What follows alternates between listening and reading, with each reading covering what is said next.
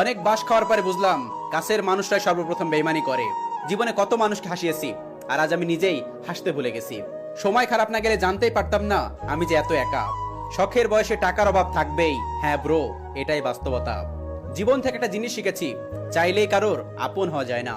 ঘড়ির কাঁটা নড়ে তার সময় ঠিক রাখার জন্য, আর জীবনে খারাপ সময় আসে মানুষ চেনার জন্য। আমি মানুষটা অনেক বোকা, তাই সবাই আমাকে দিছে ধোকা। ছোট্ট একটা জীবন আমার, কষ্টের নেই অভাব। খারাপ সময় দেখছি আমি আপন মানুষের স্বভাব। এত কথা, এত মেসেজ, এত রাগ, এত কসম, সব হার মেনে যায় মিথ্যা সম্পর্কের কাছে। হাসি মুখে কথা বলি, সবার সাথে মিশে চলি। দুঃখ পেলে গোপন রাখি, সবাই ভাবে আমি খুব খুশি। কিন্তু যার অন্তরের জ্বালা একমাত্র সেই বোঝে। জীবনে বড় হও, অনেক বড়, কিন্তু কাউকে ছোট করে নাও। আর জীবনে হাসো, কিন্তু কাউকে কাঁদিয়ে নাও। তার জীবন থেকে বিদায় নেওয়াই ভালো যার কাছে তোমার কোনো মূল্য নেই।